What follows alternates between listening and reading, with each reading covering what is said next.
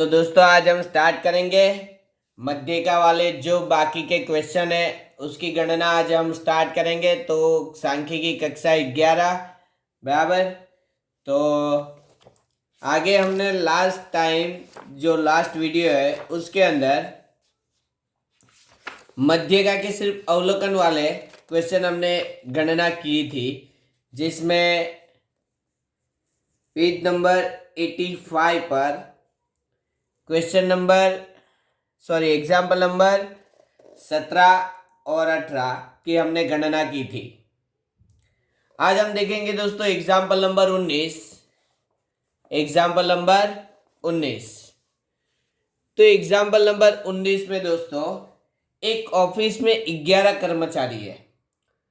उनमें से सबसे कम वेतन पाने वाले 7 कर्मचारी का मासिक वेतन रुपयों में दिया गया हमें दोस्तों। तो सिर्फ टोटल 11 कर्मचारी है और हमें 7 कर्मचारी का ही मासिक वेतन दिया गया है। तो बाकी के 4 बराबर, तो ये कम वेतन पाने वाले 7 कर्मचारी है। तो बाकी के 4 जो है वो अधिक वेतन पाने वाले कर्मचारी है, और जो 4 जो अधिक वेतन पाने वाले कर्मचारी है तो उसकी रकम हमें यानी वेतन की रकम नहीं दी गई है, तो हम उसे ABCD मान लेंगे बराबर है। समग्र कर्मचारियों के मासिक वेतन की मध्यिका ज्ञात करनी है। तो ओके, तो स्टार्ट करेंगे हम। सबसे पहले यहां पे लिख रहा हूं एग्जाम्पल नंबर 19, पेज नंबर है दोस्तों 85। अवलोकन को चढ़ते क्रम में गठित कीजिए। तो सबसे पहले सबसे कम वेतन पाने वाला है 1500। उसके बाद है दोस्तों 2100, 2500, 3400, 3600, 4200 और 4500। तो ये हमें 7 कर्मचारी जो कम वेतन पाने वाले कर्मचारी है उनका वेतन हुआ, और बाकी के जो 4 कर्मचारी का वेतन है वो दिया नहीं है, तो हम उसे A, B, C और D मानेंगे। ये अधिक वेतन पाने वाले कर्मचारी है। अब हम यहाँ पे मध्यिका का सूत्र लिख देंगे। M is equal to N+1 बटे 2 व अवलोकन का मूल्य। तो यहाँ पे N+1, N है दोस्तों 11 प्लस 1 बटे 2 व अवलोकन का मूल्य। तो 11 प्लस 1 12 बटे 2 यानी 6। छठे अवलोकन का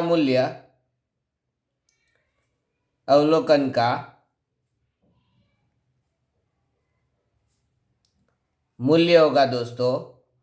यहाँ पे गणना करेंगे तो छठा अवलोकन हमारा कौन सा है, तो 1 2 3 4 5 और ये 6 यानी 4200।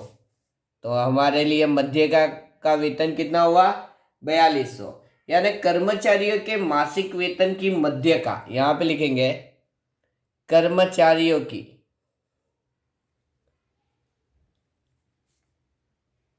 के मासिक वेतन की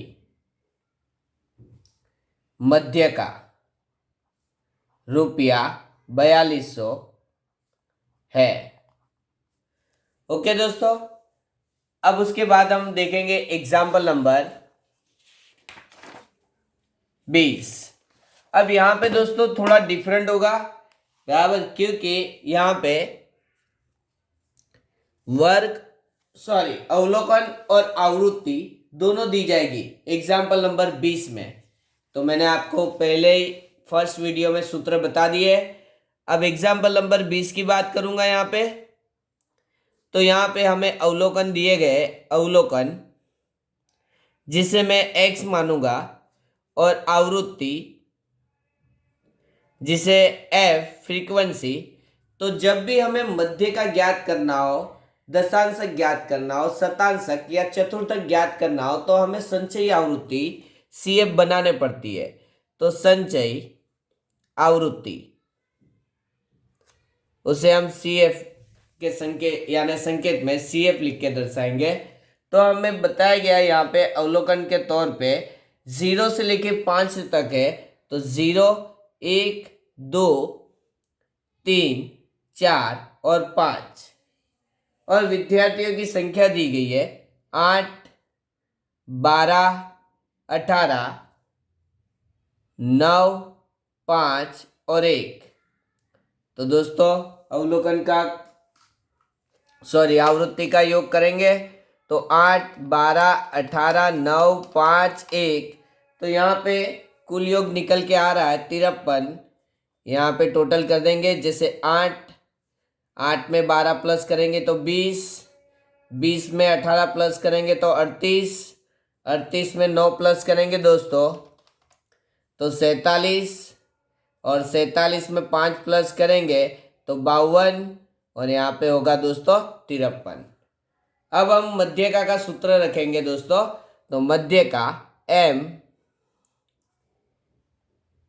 इज इक्वल टू n+1 बटे में 2 व अवलोकन का मूल्य। तो n+1 यानी 53 + 1 बटे 2 व अवलोकन का मूल्य।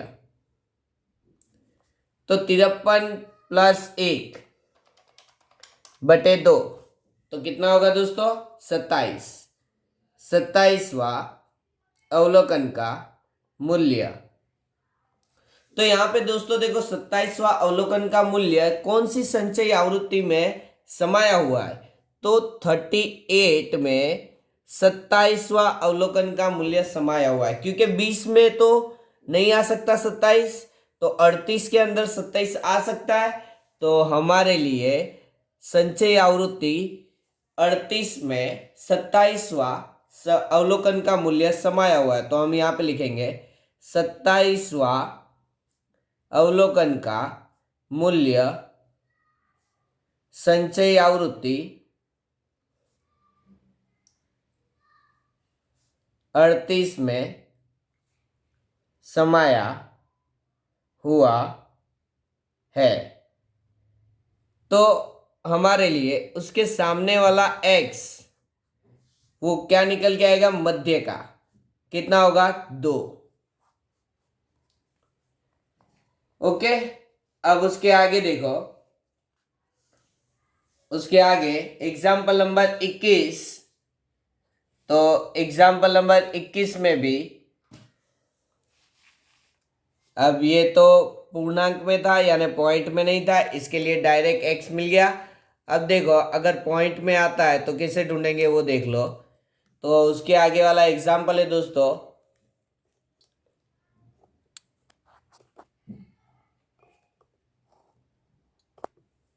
उसके आगे वाला एग्जाम्पल है एग्जाम्पल नंबर 21। तो एग्जाम्पल नंबर 21 में देखो दोस्तों, आपको अवलोकन दे दिए गए, तो जिसे हम x मानेंगे, अवलोकन x 10 से लेके 14 तक दिया गया है। 10, 11, 12, 13 और 14, और आवृत्ति दी गई है दोस्तों हमें। तो आवृत्ति f 5, 7, 8, 15, 5। तो हम आवृत्ति का कुल योग करेंगे 5, 7, 8 और 5। तो आवृत्ति का कुल योग निकल के आ रहा है दोस्तों 40। अब हम संचयी आवृत्ति की कॉलम तैयार करेंगे। संचयी आवृत्ति CF 5, उसके अंदर 7 प्लस करेंगे 12, यहाँ पे 20, 35 और यहाँ पे 40। फिर से हम यहाँ पे लिखेंगे m n+1/2 व अवलोकन का मूल्य। तो 40 + 1/2 व अवलोकन का मूल्य। तो 41/2 यानी 20.5 व अवलोकन का मूल्य। तो दोस्तों 20.5 वो किसके और किन दोनों के बीच में? तो 20 और 35 के बीच में 20.5वां अवलोकन का मूल्य समाया हुआ है। तो यहाँ पे लिखेंगे m = तो उन दोनों के सामने के अवलोकन कौन से हो गए? 12 और 13। तो 12 और 13 अवलोकन के मूल्य को प्लस करेंगे बटे 2 करेंगे तो इसका माध्य निकल के आएगा दोस्तों 12.5। अब देखो दोस्तों हम उसके आगे देखेंगे एग्जाम्पल नंबर 22।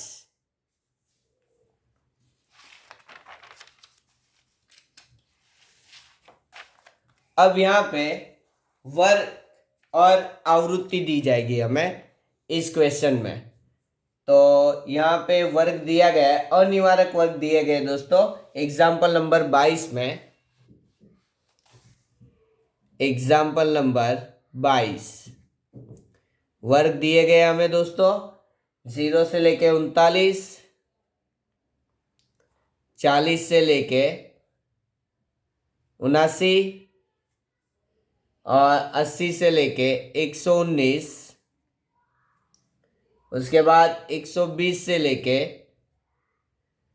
159, फिर 160 से लेके 199। और हम यहाँ पे आवृत्ति, हमें आवृत्ति दी गई है F। तो 2, 14, 30, 7 और 4। और यहाँ पे लिखेंगे संचयी आवृत्ति CF। तो इनका कुल योग करेंगे दोस्तों 2, 14, 30, 7 और 4। तो टोटल कुल योग निकल के आ रहा है दोस्तों 50। अब यहाँ पे संचयी आवृत्ति तैयार करेंगे तो पहले 2 लिखेंगे, फिर उसके अंदर 14 प्लस कर देंगे तो 16। अब 16 में 23 प्लस करेंगे तो दोस्तों यहाँ पे 39। उसके बाद 7 प्लस कर देंगे तो 46 और 46 में 4 प्लस करेंगे तो दोस्तों 50। अब हम यहाँ पे मध्यका का सूत्र चेंज हो जाएगा। n+1 आता था लेकिन अब यहाँ पे n/2 हो जाएगा, +1 निकल जाएगा व अवलोकन का मूल्य। तो दोस्तों यहाँ पे 50/2 व अवलोकन का मूल्य। तो यहाँ पे मध्य का निकल के आ रही है 25वां अवलोकन का मूल्य।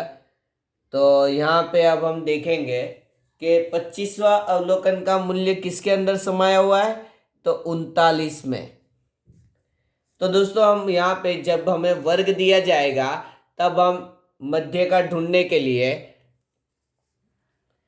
मध्यका के बड़े सूत्र का उपयोग करेंगे। तो ml+n/2 CF/F × C।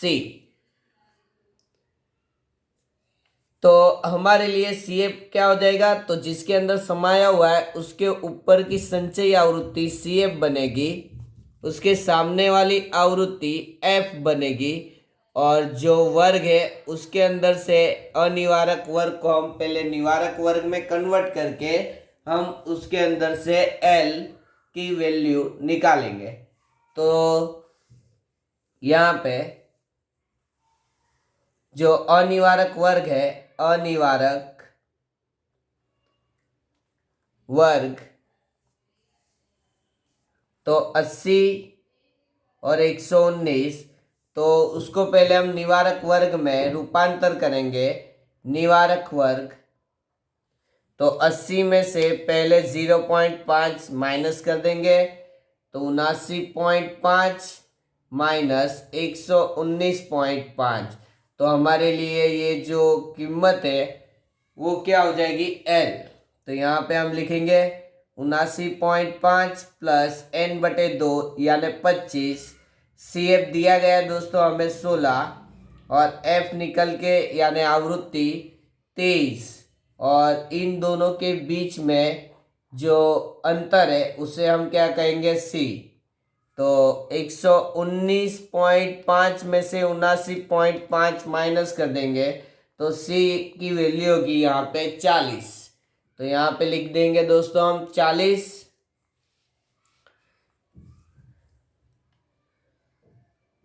79.5, 25 में से 16 गए तो 9 इंटू 40/23, 79.5, 40 इंटू 9/23, तो 15.65।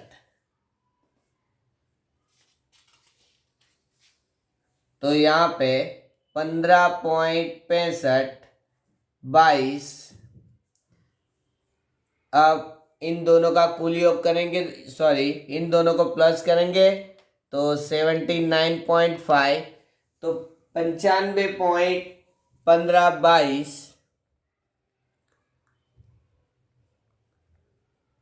तो मध्यका की वैल्यू निकल के आ रही है 95.15 यानी 95.15।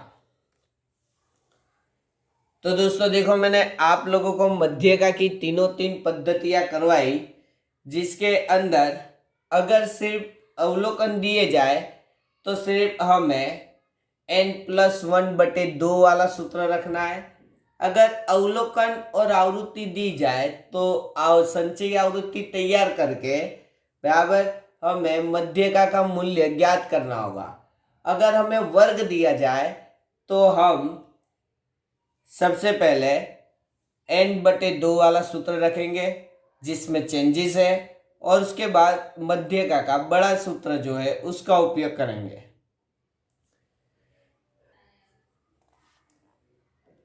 अब दोस्तों हम चतुर्थक वाली पद्धति की तरफ आगे बढ़ेंगे। तो यहाँ पे चतुर्थक के सूत्र लिखूंगा आज मैं। तो चतुर्थक ज्ञात करने के सूत्र,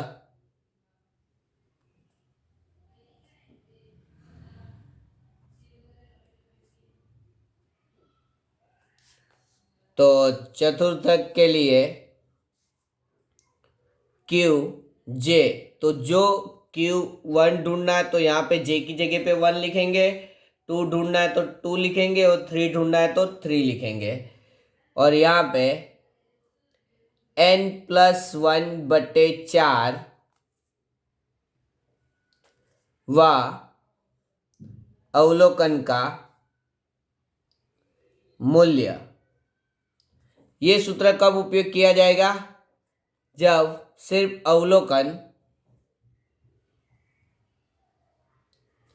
का मूल्य दिया जाए तब, सिर्फ अवलोकन के मूल्य दिया जाएगा तब।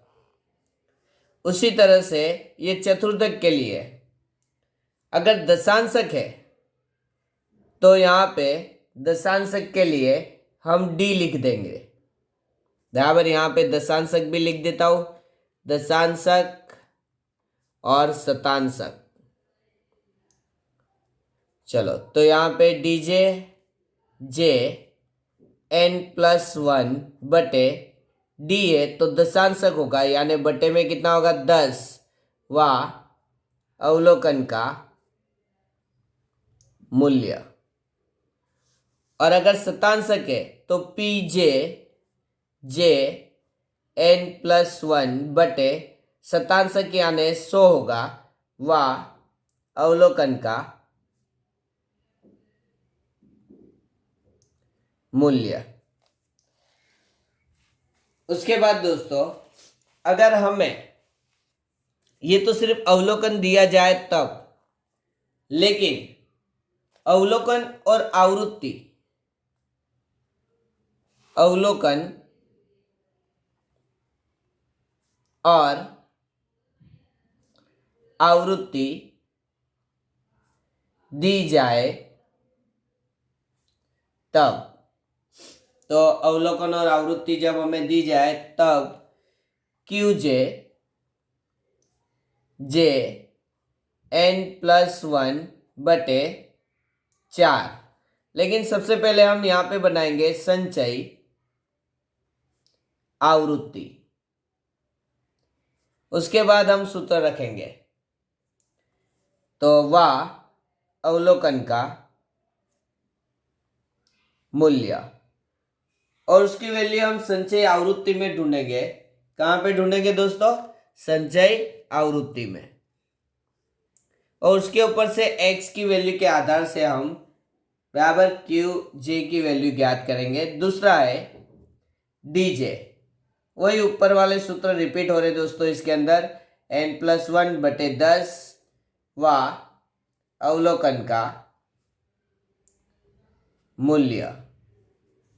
और PJ n+1 बटे 100 वा अवलोकन का मूल्य। तो दोस्तों, अब अगर वर्ग और आवृत्ति दी जाए तब, तो यहां पे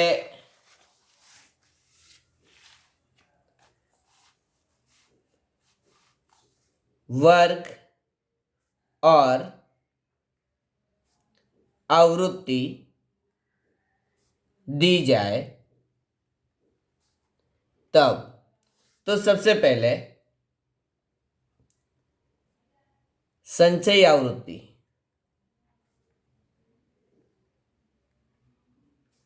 तैयार करना होगा। उसके बाद QJ n/2 वा अवलोकन का मूल्य। और इसके लिए सूत्र होगा फिर उसके आगे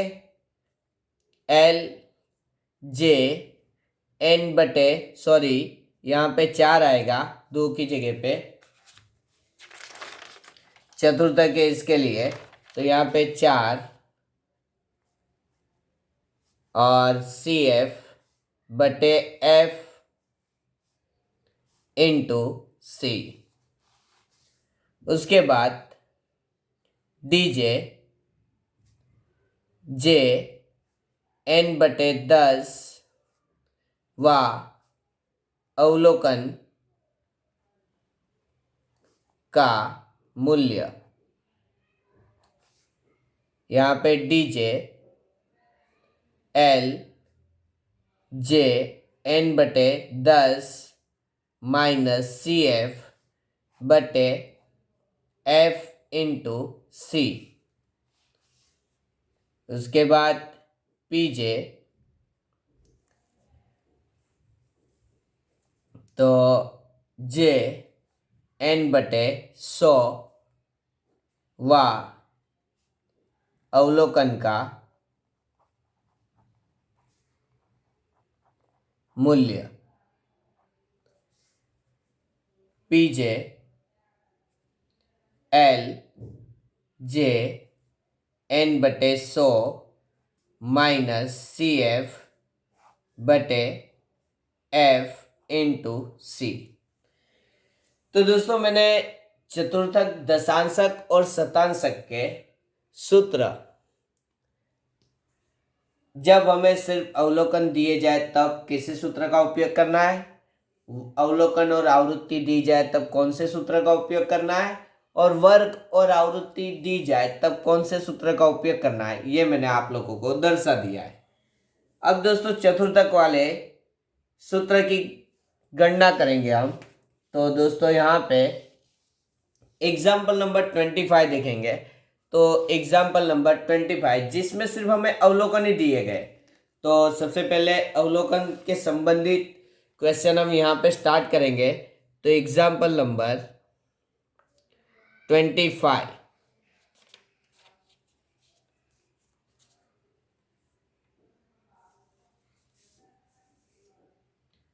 तो एग्जाम्पल नंबर है दोस्तों 25। तो यहाँ पे लिखे गए एक बैट्समैन द्वारा 20 इनिंग में किए रन की सूचना निम्नलिखित है, उस पर से Q1 D7 यानी दशांशक 7 और शतांशक 40 ज्ञात करना है हमें। तो सबसे पहले अवलोकनों को चढ़ते क्रम में गठित निम्न प्रकार से करेंगे। तो यहाँ पे लिखेंगे अवलोकनों को चढ़ते क्रम में गठित कीजिए। तो सबसे पहले जो कम रन हो गए उसको लिखेंगे हम, उसके बाद ज़्यादा रन लिखेंगे। सबसे पहले 9, फिर 10 दो बार है तो हम 2 बार 10 लिखेंगे, फिर 14, फिर 28, 29, 31, 32, 40, 47, 53, 54, 60, 62, 63, 67, 71, 80, 96 और 148। हमने अवलोकनों को सबसे पहले चढ़ते क्रम में गठित कर दिया है दोस्तों। अब हम Q1 ज्ञात करने के लिए बताया गया हमें, तो हम सबसे पहले यहाँ पे Q1 ज्ञात करेंगे। तो Q1 1 n+1 बटे 4 व अवलोकन का मूल्य 1, और यहाँ पे 20+1 बटे 4 व अवलोकन का मूल्य। तो यहाँ पे दोस्तों इन दोनों यानी 20+1 21 इंटू 1 तो 21 होगा, 21/4 करेंगे दोस्तों। तो यहाँ पे 5.25 व अवलोकन का मूल्य। तो यहाँ पे दोस्तों देखो अवलोकन का मूल्य पॉइंट में आया हुआ है, तो हम उसे कैसे गणना करेंगे देख लो। तो सबसे पहले पॉइंट में आए तो यहाँ पे लिखेंगे Q1 और यहाँ पे लिखेंगे 5वां अवलोकन का मूल्य, और यहाँ पे ये जो 5 तो यहाँ पे आ गया। अब यहाँ पे 0.25 और अब इसके आगे वाला 5 के आगे वाला लेंगे छठा अवलोकन का मूल्य, और उसके अंदर से उसके आगे वाला 5वां अवलोकन का मूल्य उसको माइनस कर देंगे। अगर यहाँ पे 7.25 होता तो यहाँ पे 7 0.25 8वां और 7 के आगे 8वां, तो 8वें अवलोकन में से 7वां अवलोकन हम माइनस कर देंगे। तो यहाँ पे 5वां अवलोकन कौन सा होगा, तो 1 2 3 4 5, तो 5वां अवलोकन है 28 और यहाँ पे 0.25, और छठा अवलोकन है दोस्तों 29 में से 5वां अवलोकन 28 को हम माइनस कर देंगे। तो यहाँ पे 28 + 0.25 और यहाँ पे 1, तो यहाँ पे 28 + 0.25, तो इसका आंसर होगा Q1 का 28.25। अब फिर से ये Q1 मिला हमें दोस्तों, अब हम ढूंढेंगे D7 दशांशक। तो यहां पे लिखेंगे D7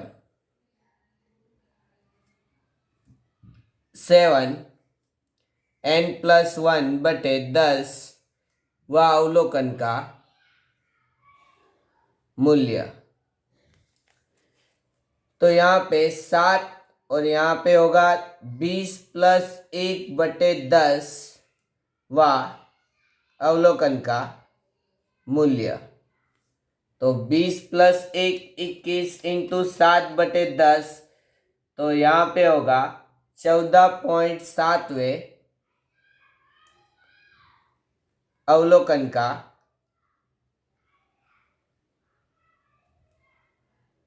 मूल्य।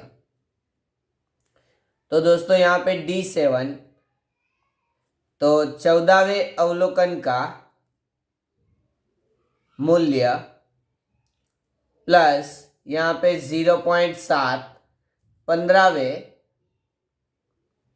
अवलोकन का मूल्य माइनस 14वें अवलोकन का मूल्य। तो 14 यानी 14वें अवलोकन का मूल्य यहाँ पे गिनेंगे 1 2 3 4। देखो दोस्तों यहाँ पे 14वें अवलोकन का मूल्य ज्ञात करेंगे। तो 1 2 3 4 5 6 7 8 9 10 11 12 13 14। तो यहाँ पे 62.07 और 15वें अवलोकन का मूल्य है 63 - 62। तो यहाँ पे 62 + 0.7 और यहाँ पे 1, तो 62.07। तो इसका आंसर होगा। अब उसके आगे दोस्तों देखो P40 चाहिए हमें।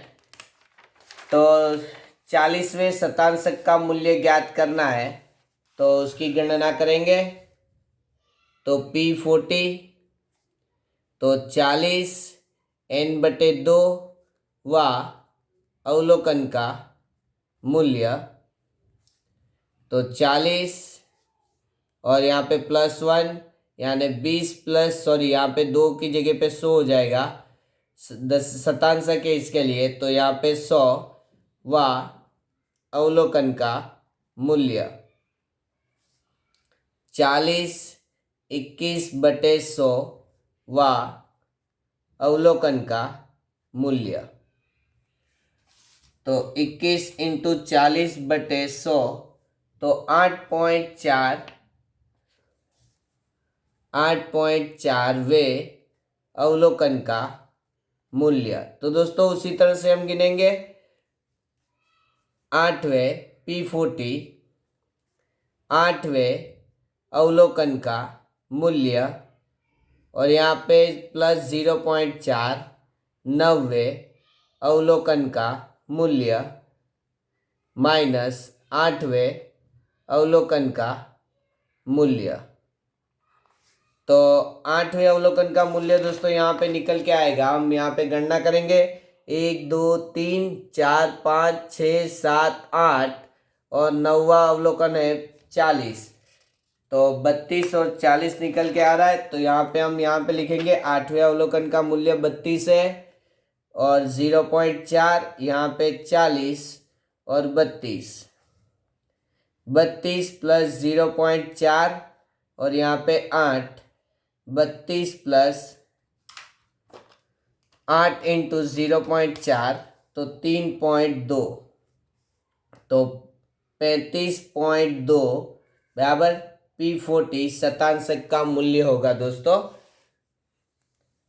अब नेक्स्ट वीडियो में दोस्तों हम यानी चतुर्थक दशांशक और शतांशक के बराबर अगले क्वेश्चन की गणना करेंगे।